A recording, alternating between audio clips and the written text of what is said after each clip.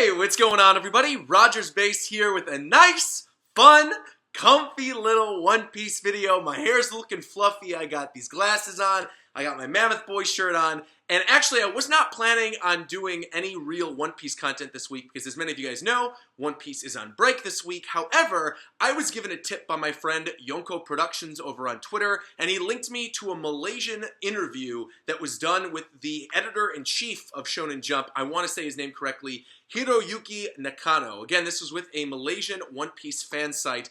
And I read through, and I saw there were a couple little things that I wanted to talk about, but thankfully, once again, Yonko Productions came through because he highlighted some of the things that I kind of want to go over in this video. So I'm going to be reading this off of Twitter. You guys can go check out his Twitter and see the full interview translation. Once again, huge shout outs to him. And if you haven't already, go check out that stream that I did with Yonko Productions and for Neverworld and Sawyer 7 Mage and King of Lightning. It was amazing. It was one of the best streams I've ever done. It's already at like 85,000 views. Clearly you guys enjoyed that. But without any further ado, let me get into this interview and some of the highlights of the interview. So one of the first things that's brought up in this interview that I think is really funny is the fan site asked the editor-in-chief this. They said, hey, do you read One Piece fan theories online? And very simply he goes, yup, I read theories from fans. I've read a few theories. Now I'm curious if, obviously this is the editor-in-chief, this isn't Oda. I'm wondering if he maybe reads some theories and sees that people are excited about things and then tells Oda, hey, listen, we want you to write this into the story. We think this would be hype. We think that this would actually sell copies of the magazine.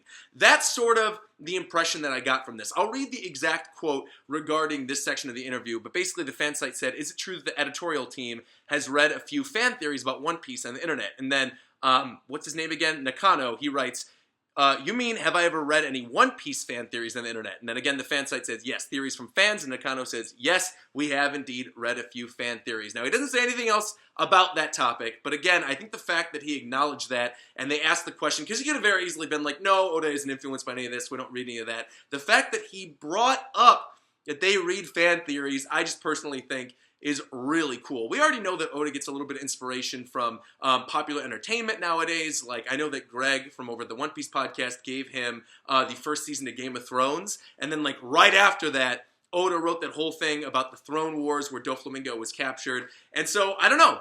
Maybe he's taking inspirations from some fan theories. Maybe that is why, well, it's probably not why Mother Caramel had the Soul Fruit. That's really arrogant of me to say as a One Piece content creator on YouTube. Because we all were predicting that Mother Caramel was going to have the Soul Fruit and that Big Mom was going to eat her. And then it ended up happening in the story. But again, I don't think he was actually influenced by fan theories on that. I think that's probably more to gauge what characters are popular and which characters should be getting some more screen time. I don't think like fan theories are going to actually impact Oda's ideas for the story. Again, I think that'd be a little presumptuous on the front to somebody who is a One Piece content creator. And obviously, fans have really cool theories, but I do think that Oda, on the whole, knows what he's doing, and in Oda, I trust. So let's move on to the next question. This is, again, from the fan site interview, and they said, this is from Yonko Productions. He says, Oda wants to end One Piece as early as he can, but the story keeps getting longer as it keeps going on. So the exact question was, wow, that's unexpected. How long will the One Piece manga continue? And Nakano says, I don't really know yet, because One Piece is a very popular manga in Japan, and its popularity keeps on increasing, and the storyline accidentally gets longer as it goes on. I think it's interesting that he says accidentally, but I'll continue.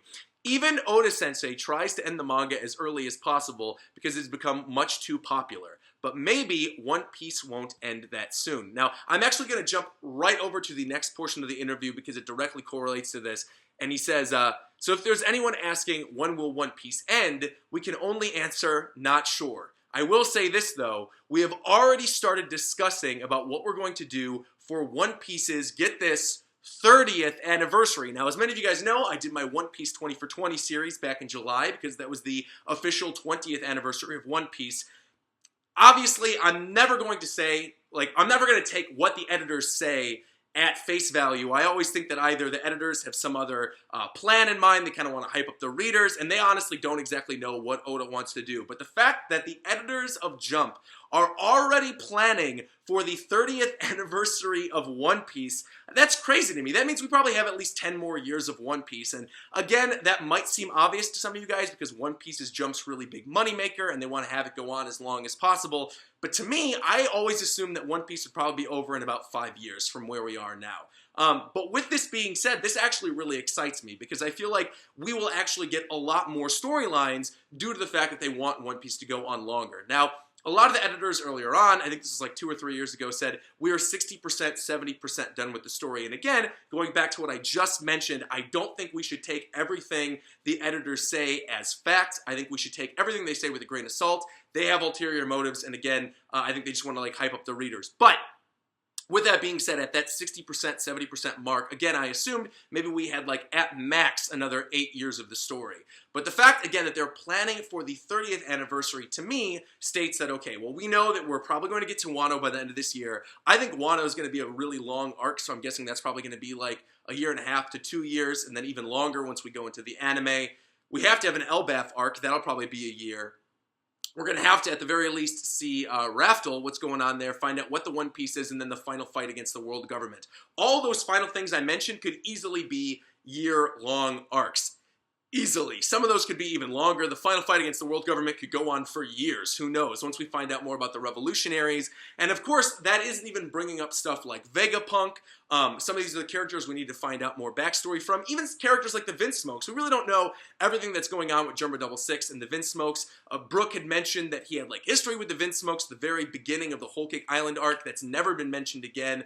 There's just a lot more information we need to know. Even like details about characters within the main cast. Characters like Frankie, we don't know his parents. Nami, her true parents. Like there's a lot. Zoro's backstory, which arguably could be part of Wano and would probably be part of Wano, but still in all, there's a lot of stuff to cover. Eneru on the moon.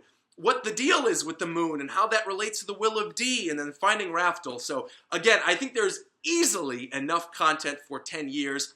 I'm obviously very happy about that considering the fact that now my full-time job is making One Piece content, so that's good for me, my guys. I got a job for another 10 years. But yeah, I think there's easily enough content to last until whenever that would be. Today. This year's 2017, so 2027. That is insane to me. 2027, I'm still going to be reading One Piece. I'll be 37 years old. 37 in 2027, that's crazy. All right, let's move on to the next part of this interview, the last little highlight that Yonko Productions brought up.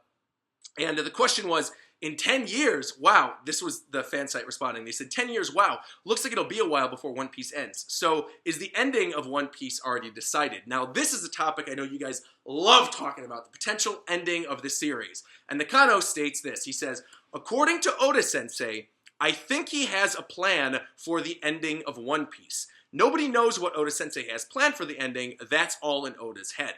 And because the storyline of One Piece keeps on getting longer, the plot that Oda had planned sometimes changes based on the current events of the manga. It all depends on the situation. This is very good to know.